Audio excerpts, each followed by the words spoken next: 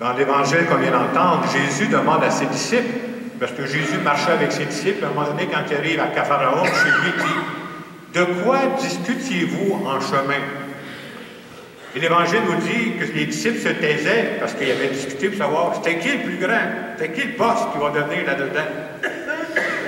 Et à travers ce passage-là, on veut nous montrer que nous, les humains, nous autres aussi, on est habités par toutes sortes de pensées qui viennent à l'intérieur de nous. C'est comme s'il y a à l'intérieur de nous, je dirais, un combat entre toutes les idées qui nous sont garochées autour de nous et qui finissent par nous habiter, puis les vraies valeurs qui peuvent nous apporter la paix. Et Jésus, c'est celui qui veut nous apporter la paix intérieure. Ce matin, je commence une nouvelle série d'homélies qui va durer pendant 5 semaines, pendant laquelle je vais parler de différents moyens pour nous aider à grandir dans la foi. Un peu comme physiquement, on dit « qu'est-ce que je préfère pour être plus en forme? » Psychologiquement, qu'est-ce que je préfère pour être plus en forme? Spirituellement, qu'est-ce que je pourrais faire pour être plus en forme? Et je vais proposer 5 moyens, des moyens qui ont été expérimentés, là, des moyens qui ont été vécus par des chrétiens, puis ils disent ça, là, nous autres, ça nous a aidé à grandir. Puis on a tous nos sensibilités. Peut-être quelqu'un dirait, mais c'est pas le premier moyen, moi, qui me convient d'abord. Peut-être que c'est le deuxième que tu vas parler ou le troisième. Est-ce qu'il y a un ordre précis dans ces moyens-là? Ben non. L'important, c'est de faire des pas pour progresser. Si pour moi, ma vie spirituelle est importante, il faut que je me donne des moyens. Et ça peut demander certaines fois des efforts, ça demande des décisions. Le premier moyen qui nous est proposé pour grandir dans la foi ce matin, c'est un moyen qui ne vous surprendra pas. On va nous dire, un des moyens pour développer ma vie spirituelle, c'est de pratiquer la prière et les sacrements. Et quand on dit de pratiquer la prière et les sacrements, c'est pas qu'en termes d'obligation, c'est pas ça. C'est pas comme une liste. Moi, je fais ça le matin, je fais ma liste des choses que j'aimerais faire, là, puis pendant la journée, je coche. C'est fait, c'est fait. La prière et les sacrements, c'est pas quelque chose à cocher. Et dans la lecture qu'on avait ce matin, qui est tirée de Saint Jacques nous explique pourquoi on a besoin de ces moments-là dans notre vie. Saint Jacques va dire, d'où viennent les guerres? D'où viennent les conflits entre vous? Il dit, n'est-ce pas de tous ces désirs qui se livrent un combat à l'intérieur de vous-même? Et Saint Jacques veut nous dire, prenez donc des moments pour vous arrêter, des moments de prière, l'Eucharistie comme on le fait ce matin, pour retrouver la paix intérieure. Il faut être honnête, où est-ce qu'on peut trouver cette paix-là? On vit dans un monde où il y a plein de choses autour de nous, mais ce n'est pas en passant ma soirée sur Facebook, ou sur Internet ou à la télévision, c'est pas nécessairement là où je vais trouver la paix. Nous, on a besoin de ces moyens-là, et je m'en sers moi aussi, là. Mais pour trouver la paix, c'est pas là que je vais trouver ça.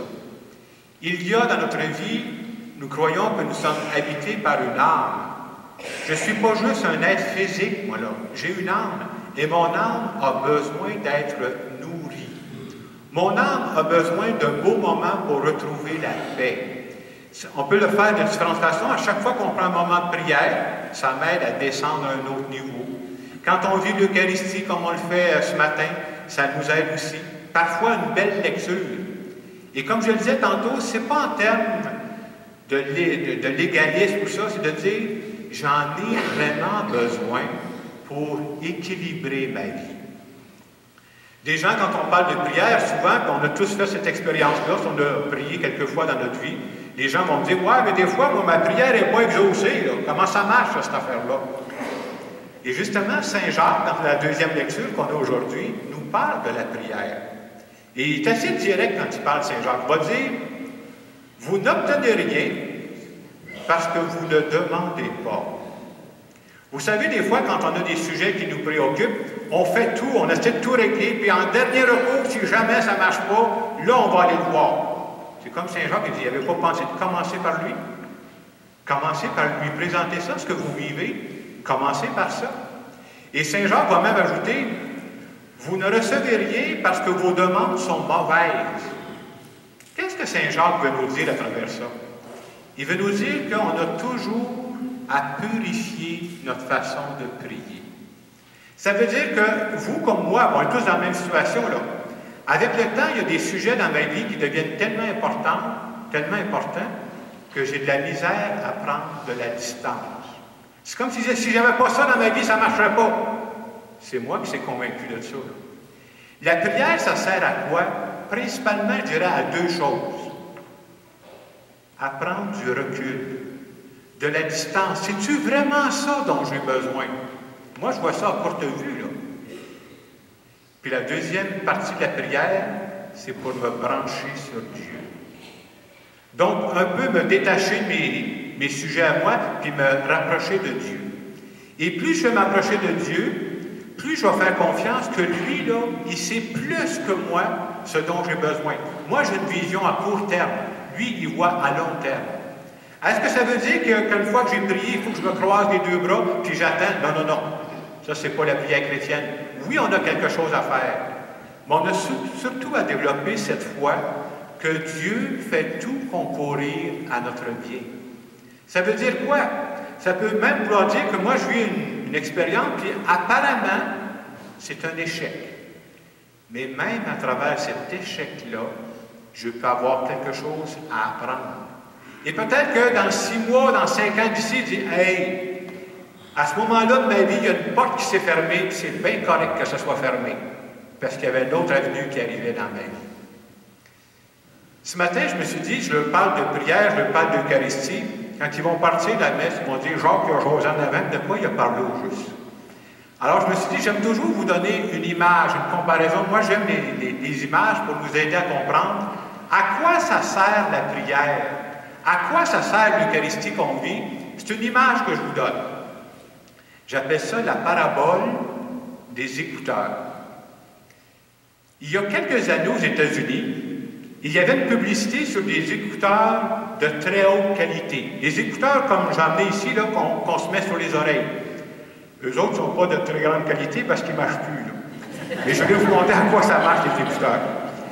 Et dans la publicité qu'il y avait pour annoncer ça à la télévision aux États-Unis, le thème, ça prend toujours un slogan pour la publicité, c'était « Choisis ce que tu veux écouter ».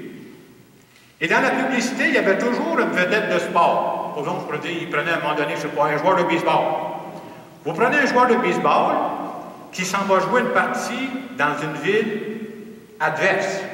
Alors, prenez, je ne sais pas, moi, un joueur de baseball de Montréal, même si on n'a plus de club, là, puis s'en va jouer à Philadelphie.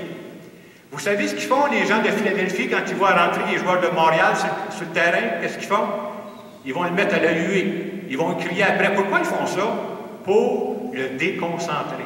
Alors, on voyait ça dans la publicité, le joueur de baseball arrive, puis là, tout le monde commence à crier. Et dans la publicité, vous savez ce qu'il faisait? Il prenait les écouteurs, il se mettait ça sur ses oreilles, pas qu'est-ce que ça a l'air, mais... Et pendant qu'il se mettait ça sur les oreilles, ça faisait... Qu'est-ce que ça faisait, les écouteurs? Ça faisait deux choses. Première chose que ça faisait, il n'entendait plus les cris des gens. Il n'entendait plus les bêtises que les gens lui lançaient. Et deuxièmement, qu'est-ce que ça faisait? Il s'était mis une belle musique, puis avec des paroles d'encouragement qu'il écoutait. Les écouteurs, je vais les enlever, j'ai toujours peur de défaire ma mise en vie. Je dirais que la prière et l'Eucharistie, c'est une image, mais je vous donne ça parce que des fois, ça nous aide à retenir à quoi ça sert la prière, à quoi ça sert l'Eucharistie, comme on le fait ce matin. On vit dans un monde qui est extrêmement bruyant. Quand je dis bruyant, ça veut dire qu'il y a toutes sortes d'idées là, qui nous sont lancées. Tu écoutes ça, puis le lendemain, tu écoutes, le contraire est annoncé, puis nous autres, on écoute tout ça, puis on est mêlés là-dedans, on est bombardés là-dedans. Prendre un moment pour prier, prendre un moment pour vivre l'Eucharistie, c'est comme si je choisis de mettre les écouteurs. Et ça fait quoi quand je prends un moment de prière, un peu comme avec les écouteurs? Temporairement, ça fait du bien de temps en temps, temporairement, je n'entends plus les cris qui viennent de l'extérieur. J'ai besoin de ça de temps en temps. Et non seulement j'arrête d'écouter les cris qui viennent de l'extérieur, je choisis de brancher mes écouteurs sur le poste de Dieu. Je choisis de croire qu'il est présent dans ma vie, de l'écouter. J'ai choisi de croire qu'il y a quelque chose à me dire. Alors oui, la prière et les sacrements, ça peut être un moyen pour nous aider à grandir dans la foi. On a besoin de ça. Notre âme a besoin de ça. Alors ce matin, on se fait dire qu'un des premiers moyens pour nous aider à grandir dans la foi, ce n'est pas le seul, il y en a d'autres. Prendre du temps pour la prière, prendre du temps pour vivre les sacrements. Et si c'est vrai que ce message s'adresse à nous, on peut dire, comment je pourrais, chez moi pendant la semaine, me donner des moments pour prier? Ce n'est pas nécessaire de commencer en faisant 2 heures de prière, c'est pas ça. Y a-t-il un moment de la journée où je pourrais me donner ce luxe-là? Des fois, c'est donner un moment dans la journée ou même un lieu. Tu dis, dans ce lieu-là, moi, c'est associé à ma prière. Moi, je peux vous dire qu'ici au presbytère, j'ai un bon fauteuil. Là. Quand je vais prier, je m'assois dans ce fauteuil-là. Je suis tellement bien. C'est comme si j'associe la prière au repos à ce moment-là. Et en plus, moi, là, en face de mon fauteuil, il y a un deuxième fauteuil. Puis il n'y a pas personne dedans. Je ne sais pas si je suis malade, mais j'y parle. Je dis, c'est comme si tu étais dans le deuxième fauteuil, là. Puis je te confie ce que je vis présentement. Est-ce que ça règle tous mes problèmes? Non. Est-ce que ça vient me pacifier? Ah oui, par exemple. Alors, ce matin, c'est un message qui nous est adressé. Comment je pourrais développer encore plus dans ma vie ces moments de prière? Commencer tout simplement, ça peut être juste 5 minutes, pour goûter à cette paix, pour ne pas nous laisser envahir par tous les bruits qui sont à l'extérieur. Et justement, pendant quelques secondes, je vous invite à mettre vos écouteurs. Et pendant ce temps de silence, écoutez ce que Dieu veut vous dire.